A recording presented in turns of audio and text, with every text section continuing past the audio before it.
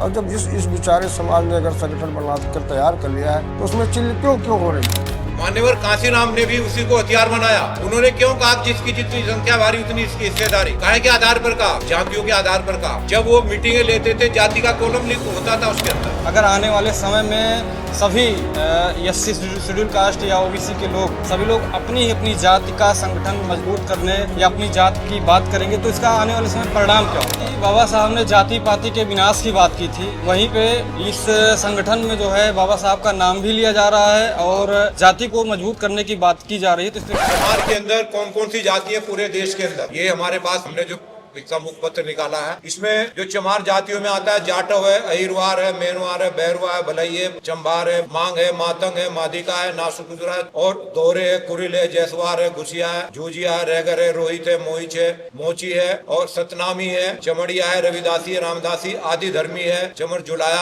आदि आदि। ये सभी चमार की जातियां हैं। चमार की उपजातियां कहिए, चमार कहिए, सब चमार है। तो चमार एक जातियों का समूह है। चमार कोई जाति नहीं है। जैसे कुछ साथी कह रहे थे ना, जैसे बौद्ध धर्म है, बौद्ध धर्म और बौद्ध के बाद के आने वाले सारे बहुजन नहीं कहिए, उनको केवल और केवल ये कहिए जो दलित वर्ग के लोग संत हुए हैं वो सारे बौद्ध धर्म के ही अनुयायी हैं। उन्होंने कहीं भी ब्राह्मणवाद का पक्ष नहीं लिया है किसी ने भी। तो इसीलिए इस देश में जो आचार्य रजनीश ने भी कहा है कि अगर कोई असली बौद्धिस्ट है वो केवल चमार है। सर, अखिल भारतीय चमार महासंघ की विचारधारा क्या है? अखिल भारतीय चमार महासंघ की विचारधारा अपने संतों महापुरुषों को मान सम्मान दिलाना है और चमार को इस देश के अंदर जो सेकेंडरी रखा जा रहा है उसको सम्मान दिला करके हमारे 4 सिद्धांत हैं, शिक्षा, रोजगार, स्वाभिमान और एकता। ये हमारे उद्देश्य हैं। इसके आधार पर हम चमार समाज को देश में वो स्थान देना चाहते हैं, वो स्थान दिलवाना चाहते हैं, वो मान सम्मान दिलवाना चाहते हैं जो हमारा पहले जब यहाँ पर चवर वंश हुआ करता था उस समय हमारा स्थान था। उसी स्थान पर इस संगठन को ले जाना चाहते हैं इस जाति। सर, इस चमार महासंघ को मजबूत करने के लिए, संगठन को मजबूत करने के लिए कौन कौन सी चुनौतियां हैं? देखिए, इसको सबसे पहली चुनौती जो है वो अपनी है, स्वयं की अपने अंतर के अंदर लड़ने की है। जो हमने अभी भी मंच के माध्यम से भी कहा है वो क्या चुनौती है कि हमें सबसे पहले अपने अंदर का जो आत्मबल कम है उसे बाहर निकालना है और वो जन जागरण के माध्यम से आत्मबल को मजबूत करने का काम हम लगातार कर रहे हैं। दूसरी चुनौती यह है कि जो अपने ही समाज है जिनके मैंने अभी जातियों के नाम गिनाए, ये कहीं ना कहीं चमार शब्द को घृणित मान करके इन्होंने अपने नाम को बदला और दूसरे नाम दिए। तो इनसे भी हम वही निवेदन करके हमारी जिम्मेदारी, हम बड़े हैं, हमारी संख्या ज्यादा है, हम इनको, क्योंकि मेघवाल राजस्थान में हो सकता है, मध्य प्रदेश में हो सकता है, जाटव जो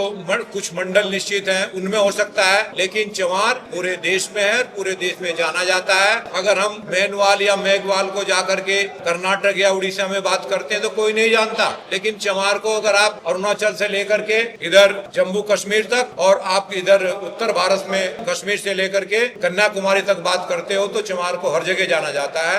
तो चमार जब इतना मजबूत है तो चमार को मजबूत करने के लिए हम अपने उन सभी भाइयों से जो हमारी जाति के भाई हैं उनसे जा करके प्रार्थना करेंगे और इसे मजबूत करने का काम करेंगे। तो जैसा कि बाबा साहब ने जाति पाति के विनाश की बात की थी, वहीं पे इस संगठन में जो है बाबा साहब का नाम भी लिया जा रहा है और जाति को मजबूत करने की बात की जा रही है, तो इस पे क्या कहेंगे आप? देखिए, बाबा साहब ने कहीं भी जाति को खत्म करने की बात नहीं कही है। अगर जाति को खत्म करने की बात करते तो सबसे पहले इस देश के अंदर जो सरकार का बना हुआ महा रेजिमेंट है उसे खत्म कराते। वो इस देश के संविधान के निर्माता हैं, वो उसमें क्लोज भी डाल सकते थे। जातियां खत्म करने की बात नहीं, उन्होंने जातियों का समूह बनाया है। किसी बात को इंटरप्रेट करने का, प्रस्तुतिकरण करने का तरीका है। आज का जो व्यक्ति है उस किस बात को किस तरह इंटरप्रेट कर रहा है वो उसका विचार है। उन्होंने कहीं जाति खत्म करने, जाति उन्मूलन करने के लिए, जाति को खत्म करने के लिए भगवान बुद्ध से लेकर के और आज तक के जितने लोग थे सबने खत्म करने की कोशिश की ना। या तो लोग कमजोर रहे होंगे,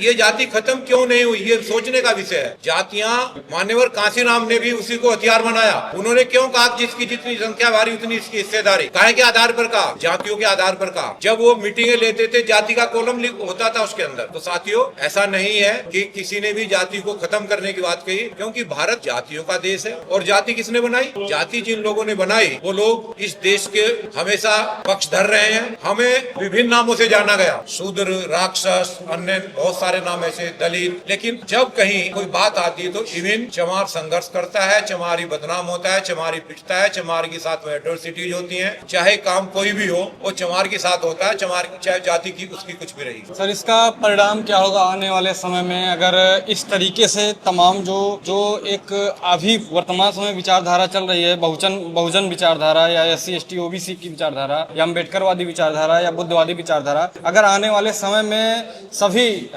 SC शेड्यूल कास्ट या OBC के लोग सभी लोग अपनी ही अपनी जाति का संगठन मजबूत करने या अपनी जाति की बात करेंगे तो इसका आने वाले समय परिणाम क्या होगा? देखिए, अभी आपको ये दिखाया था ऐसी कौन सी जाति है जिसका संगठन नहीं बना हुआ है? जी आप बताइए। नहीं, मैंने कह रहा हूँ नहीं बनाना चाहिए, मैं कह रहा हूँ इसका सभी परिणाम क्या होगा? इससे पहले सभी जातियों के संगठन बन चुके हैं। आखिर अंत में आकर के इसने जब सब छोड़कर जा रहे हैं अपने अपनी जातियों के नाम पे, छोटी छोटी जातियों के नाम जिनकी संख्या कहीं 1 लाख हो सकती है, कहीं 2 लाख हो सकती है, कहीं 4 लाख हो सकती है, कहीं 10 लाख हो सकती है, वो अपने संगठन बनाकर अपना प्रतिनिधित्व देश में ले रहे हैं। आज जो 16 करोड़ इविन चमार है उसको राजनीतिक क्षेत्र की बात हम करते हैं क्योंकि बाबा साहब ने ही कहा है कि सत्ता जो है सब तालों की चाबी है, और सत्ता जब सब तालों की चाबी है, सत्ता हमारे हाथ से खिसकती जा रही है तो हमारे पास चाबी नहीं है तो हम क्या खोलेंगे, अपने समाज का क्या भला करेंगे? और जो छोटी छोटी संख्या के लोग हैं अपने महासंघ बना करके, अपनी सभाएं बना करके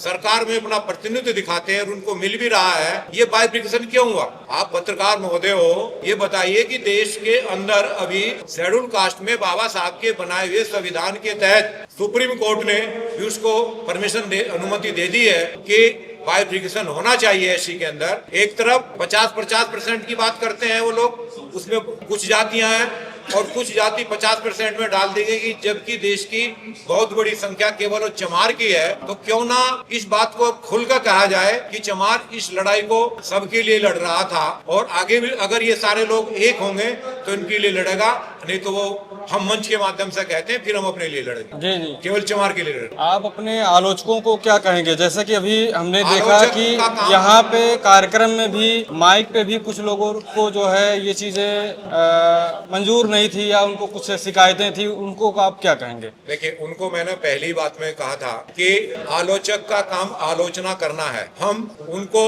जरूर एक दिन वो लोग और नहीं थे, वो अपने लोग थे। हमने एक बात कही है कि भगवान बुद्ध के बाद में बाबा साहब पर आकर के अगर रुकते हैं तो बीच में एक बहुत लंबा, लगभग ये मानिए कि 2200-2300 साल का पीरियड रहा है। क्या कोई इस बहुजन मूवमेंट को चलाने वाला पैदा नहीं हुआ? उसमें जो संत महापुरुष पैदा हुए उनका भी समय समय पर हर का एक बहुजन मूवमेंट को चलाने का रोल रहा है, उनका योगदान रहा है। उन्हें भूलना नहीं चाहिए, ना भूला जाना चाहिए। सभी संतों ने, चाहे कबीर दास है, घासीदास है, नानक दास है, रविदास है, इन्होंने सभी ने बीच बीच में अपनी वाणियों के माध्यम से, अपने कविताओं के माध्यम से ये समाज सुधारक हुई है। इन संतों ने भी इस मूवमेंट को चलाने का काम किया, आंदोलन को चलाने। फिलहाल हम आखिरी क्वेश्चन करना चाहेंगे पूरा ओवरऑल इन तमाम का इस कार्यक्रम के बारे में कि आप क्या कहना चाहते हैं, लास्ट कंक्लूजन। आज का जो ये लखनऊ की धरती पर सम्मेलन हुआ है, हमारा 4था सम्मेलन है। यहाँ पर बहुत बड़ा सम्मेलन पहले भी हुआ, इसी हॉल में हुआ नीचे, जिसमें आज पटेल का प्रोग्राम था। जी जी, आज फिर ये मिनी हॉल में ऊपर हुआ। संगठन को और मजबूत करने के लिए अब ये प्रदेश कमेटी आपके सामने बनी, उनको जिम्मेदारी दी गई है कि उस क्षेत्र में जिला कमेटी बनाए। प्रदेश कमेटी हमारी बन चुकी है और एक जो जिले की कमेटी के लोग हैं वो अपने विधानसभाओं में, ब्लॉक लेवल पर, गांव के लेवल पर अपने लोगों को तैयार करें। और एक व्यक्ति, हमारे अध्यक्ष जी ने कहा है, एक व्यक्ति 100 लोगों को तैयार करे। जो एक जिले से अगर हम 100 लोग भी निकाल के लाते हैं तो 335 जिले भारत में हैं, तो कितने लोग आएंगे निकल के जिला कमेटी में कराते हैं। तो साथियों, हमारा जो संगठन है वो 8 राज्यों में अपनी जड़ें मजबूत किए हुए है और उनकी प्रदेश कमेटियां चल रही हैं। गुजरात है, पंजाब है, हरियाणा है और उत्तर प्रदेश है, उत्तराखंड है और इसका मध्य प्रदेश है। तो ऐसे मिलाकर के 8 राज्यों में हमारा संगठन है और ये अपना काम कर रहा है। जी सर, बहुत बहुत साधुवाद सर।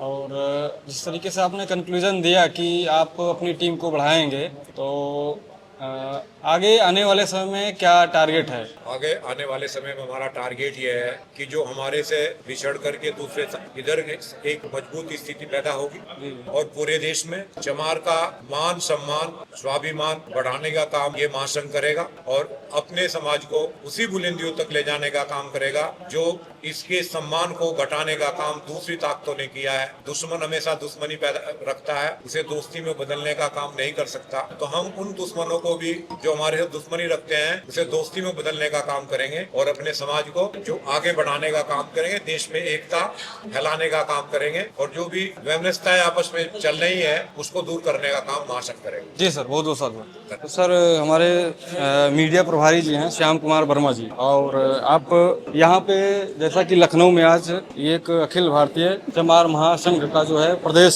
स्तर पे जो है सम्मेलन हुआ है, इस पे आपका क्या विचार है, क्या कहेंगे? आप तो मीडिया प्रभारी हैं, क्या सोच रखते हैं? हमारा काम जो है संगठन के क्रियाकलापों को उनकी सूचनाओं का आदान प्रदान करना और मेरा कोई खास रोल नहीं है। आप एक मैसेंजर हैं, आपको ड्यूटी दी गई है, आप जो भी कुछ हो, चाहे सही हो चाहे गलत हो, चाहे ऊंचा हो चाहे नीचा हो, आप समझ लीजिए जैसे पोस्टमैन होता है, चिट्ठी है, चिट्ठी को पते पहुंचा देना है। अब उसके अंदर क्या है उससे आपको मतलब क्यों नहीं? आप अभी यही तो कह रहे हैं। हमने क्या कहा, संगठन की सूचनाओं का आदान प्रदान करना जी और व्यवस्था देखो। जी। तो आज यहाँ पे कौन कौन आए थे? जैसा कि आप पुराने जो है यहाँ के पदाधिकारी हैं, कार्यकर्ता हैं। मैं राष्ट्रीय उपाध्यक्ष जी रामफल जी एडवोकेट दिल्ली, राष्ट्रीय उपाध्यक्ष और लखनऊ के लोकपाल, इसके अलावा पूर्व शासकीय अधिवक्ता बहुत से लोग आए। तो ये जो कार्यक्रम है इसके बारे में आपके कुछ विचार होंगे, जैसा कि आप देख रहे हैं, आप लिखते भी हैं, बोलते भी हैं, पढ़ते भी हैं और आप पत्रिका भी चलाते हैं पब्लिक शक्ति करके। तो आपके विचार से जिस तरीके से देश में एक जाति विहीन समतावादी वाली बातें, बुद्ध वाली बातें, अम्बेडकर वाली बातें, फूले वाली बातें, तमाम चीजें चल रही हैं, उस परिप्रेक्ष्य में आपके क्या विचार हैं? आपके कहने का आशय क्या है? जी, आपके कहने का आशय क्या है? मैं यही चीज जानना चाह रहा हूँ, आपके विचार, आपने विचार बताए।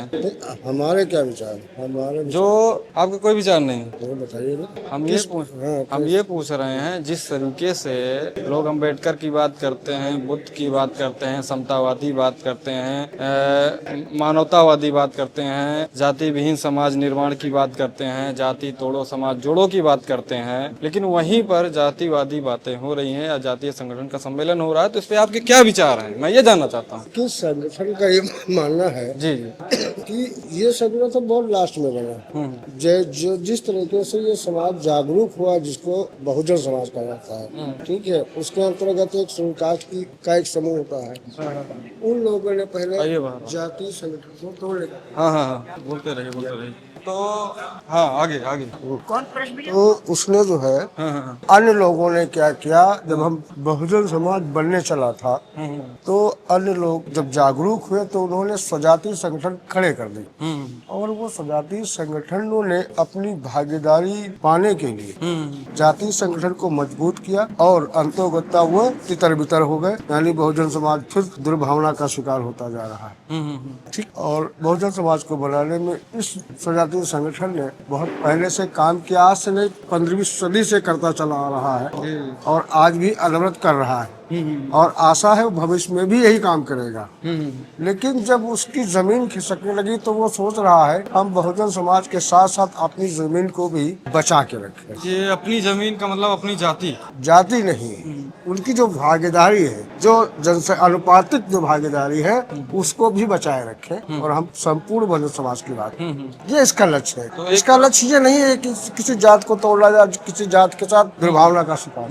तो जो आने वाली पीढ़ी है या जो मूवमेंट चला रहे हैं, तो इस चीज को कैसे वो दोनों साथ में लेकर चल पाएंगे? जैसे धोबी महासभा, जैसे खटिक महासभा, जैसे काशी का मोर्चा चला रहे हैं, तो एक मिनट मेरी बात सुन, उसी तरह ये भी चलाएंगे, क्या दिक्कत है? हाँ, लेकिन वो नहीं, ये ऐसा क्यों होता है? अन्य जाति के जब संगठन बनते तो कोई चिल्लपो नहीं करता है, और जब इस बेचारे समाज ने अगर संगठन बना कर तैयार कर लिया है तो उसमें चिल्ल क्यों हो रही है? ये बताइए नहीं, इसमें चिल वाली बात नहीं है। क्यों ये खटक रहा है लोगों के दिलों में?